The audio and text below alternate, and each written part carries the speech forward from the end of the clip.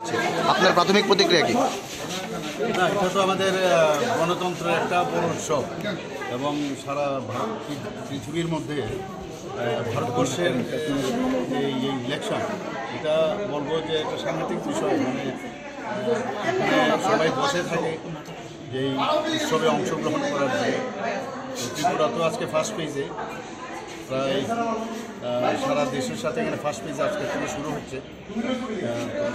সবাই ভোট যেন প্রপারলি দিতে পারে সেটাই আমি আশা করব এবং শান্তিপূর্ণভাবে ভোট যেন প্রদান করে সেটা আমি সব মানুষের কাছে সমস্ত ত্রিপুরাবাসীকে আমি আহ্বান করব। এখন পর্যন্ত কীরকম জয়ের ব্যাপারে কতটা আশাবাদী বলে মনে করেন? নির্বাচন তো 26-এ হবে, পূর্বে আমি যাবো। এখন দুটো আসনে নির্বাচন হচ্ছে পশ্চিম বলেছে, এখন এখানে বসে তো এটা বলা যাবে না কিছু।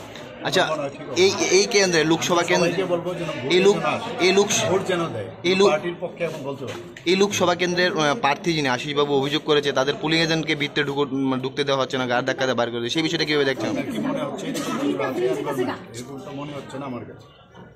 এরকম হওয়াটা তো হওয়া উচিত নয়। পরিষ্কার যদি হয়ে থাকে তাহলে আপনার হয়ে থাকলে নির্বাচন কমিশন এটার ব্যবস্থা নেবে। Thank you.